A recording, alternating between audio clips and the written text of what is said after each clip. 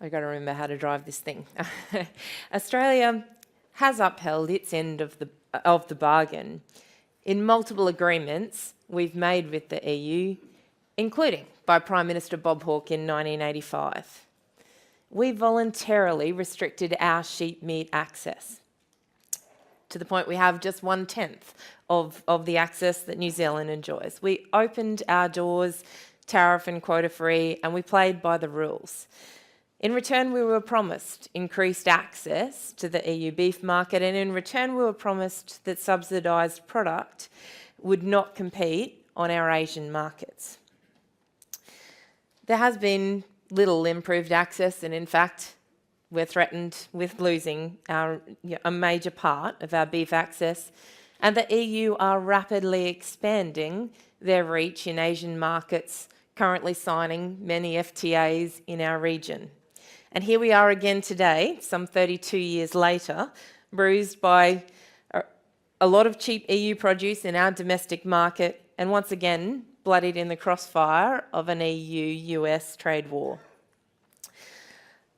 So I'd like to relay my thoughts on this trade through my lens as a farmer who has been UCAS accredited since the very first day that we could be, as a farmer who in the first 6 months of Australia having access to the 481 quota produced 60% of Australia's supply to that market, and a family who have invested a huge amount of time, effort and money developing valued customers in the EU. I would like to, sorry, that was meant to be that slide. So Europe is the world's second largest beef market, with the largest number of high-income households in the world. And beef trade has moved on in 32 years. Where we were once, producers of commodity product that could swap from market to market in the whim of a trade negotiation or market access deal gone wrong, collectively in this room, we have all invested hundreds of millions of dollars in moving our product from that commodity product to branded beef supply chains. We've invested heavily in those supply chains, and it is time that our trade policy has to keep pace with the investment and innovation that our beef industry has put in. So let's set the scene a little. Australia does have a trade deficit of $30 billion, with the EU including a $1 billion deficit on agricultural goods. In terms of a per capita basis, we have a larger deficit with the EU than Donald Trump has with China. We have under 5% of their population. Each year, whilst Australians are chowing through 3,250 grams of European red meat, and when Europeans define red meat as both beef, sheep and pork, they're nibbling through just 65 grams of our combined beef and sheep meat per capita.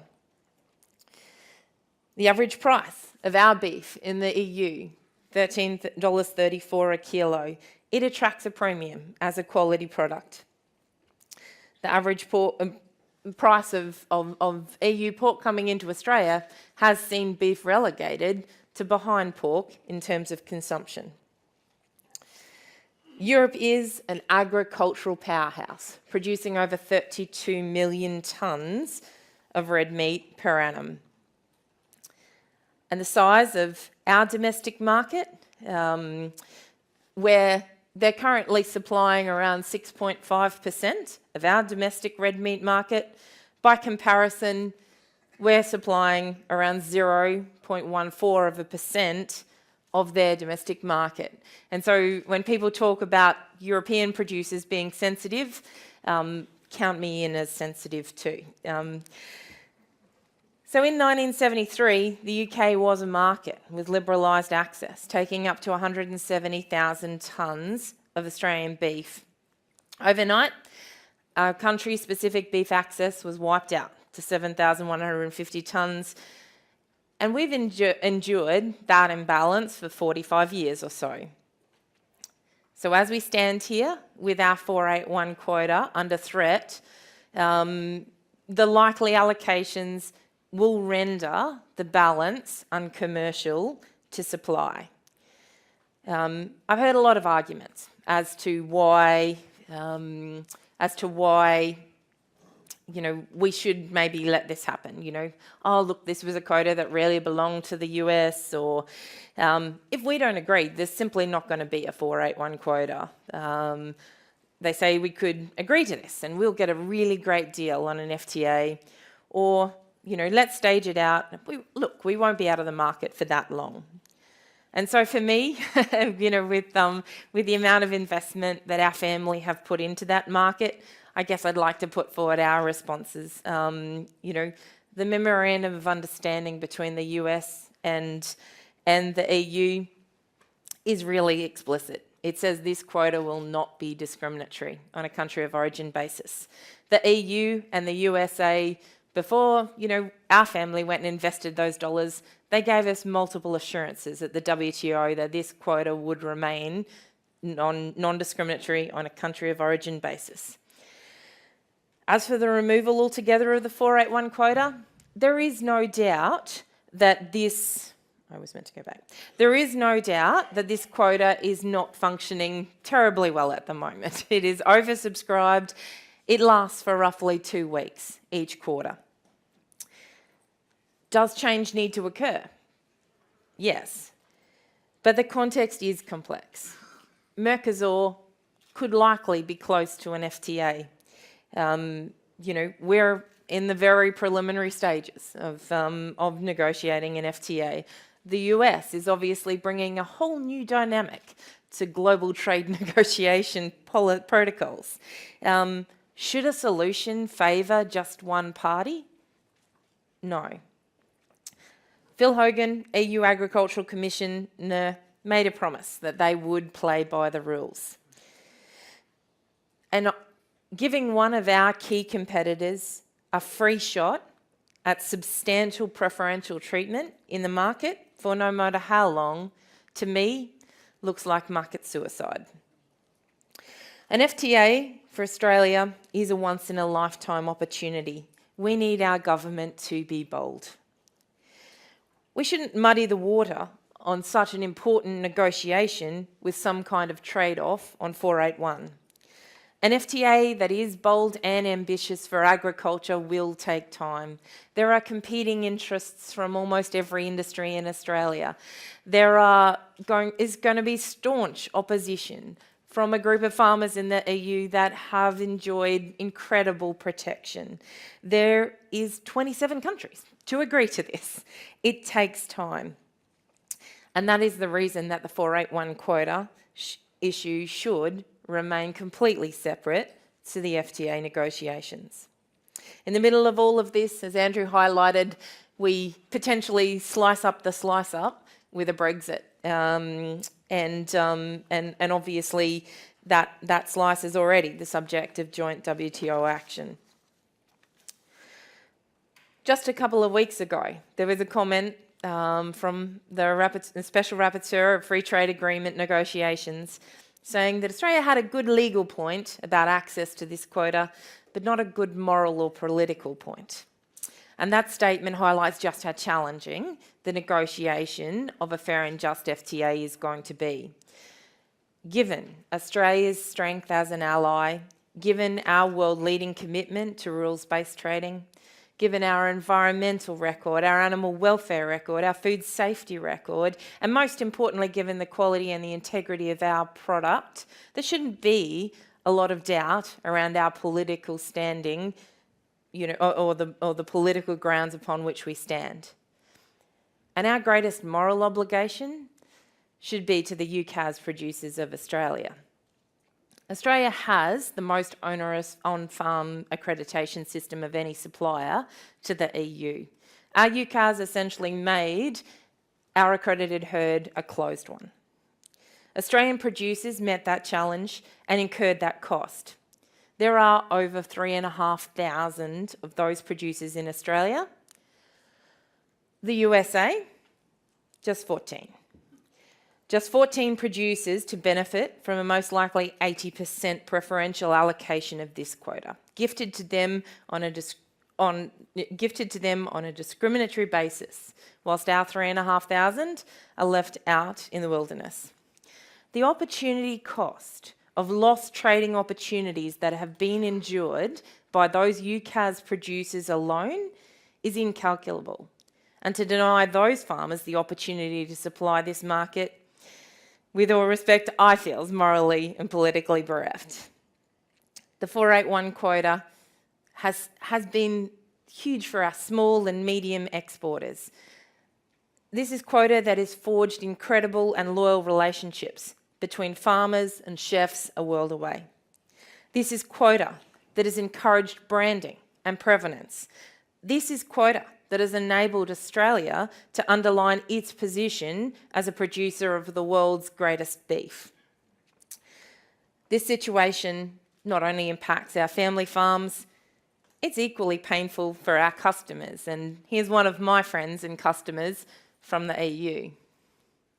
Hello, I'm Patrick Burgess. My company is called the Beef Company. We were the first ones that imported grain-fed beef into the EU. And my life has relatively been easy. If you have the best product, you just have to get the word out and let the people try.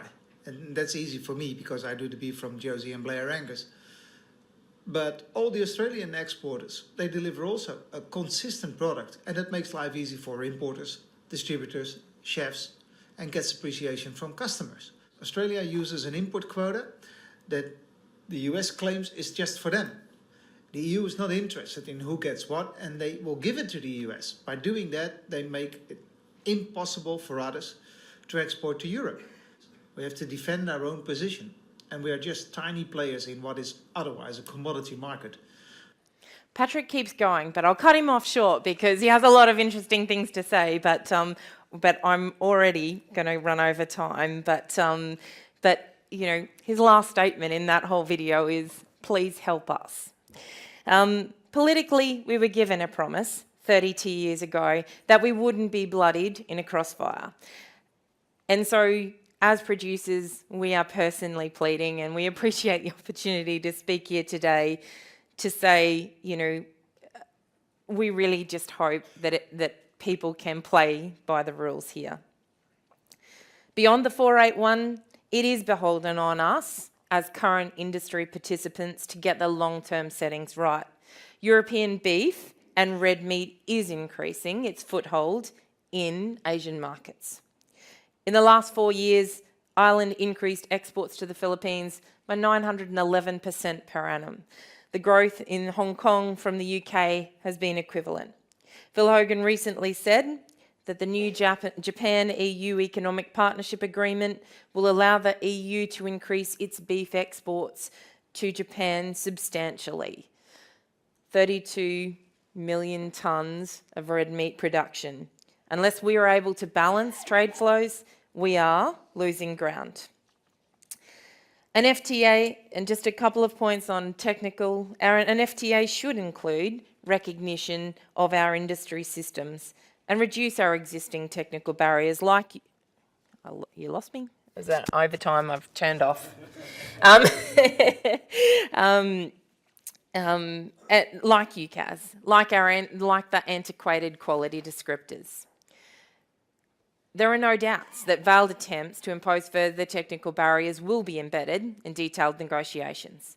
Animal welfare will likely be a key negotiating tactic employed by the EU. And Australian industry and government alike must stand ready for that. The context between animal welfare... The context between animal welfare in Australia and animal welfare in the EU could not be more divergent. A quick look at a supplier form in the EU, which requests from me the numbers of hours, confirmation of the number of hours that my animals spend in an exercise yard, highlights the dramatic differences in our production systems. I have zero interest in pitting Australian farmer against European farmer in a battle that will only have the vegans rubbing their hands together I hope the European negotiators feel the same way. Science is the ultimate test, and our eating quality grading system comes to the fore. The inclusion of ossification and pH measures, coupled with our unquestionable quality, demonstrate the true outcomes of world-leading animal husbandry. Our negotiators must not be hoodwinked into superimposing operating procedures that have no context to our production methods. Europe's farmers have nothing to fear from us.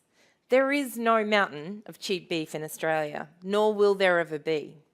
Globally, we represent just 2% of the herd, just 3% of the beef production. We enjoy a broad range, as Andrew and the team have highlighted, we enjoy a broad range of market destinations with a strong spread of distribution. We have the world's highest cost of slaughter. Our regulatory settings for labour, for food safety, for environment, coupled with our extremely low levels of government support, mean that we will never be a threat on price. The Australian beef industry, liberalisation is not a threat to the EU. Liberalisation is not an unrealistic goal for the Australian government.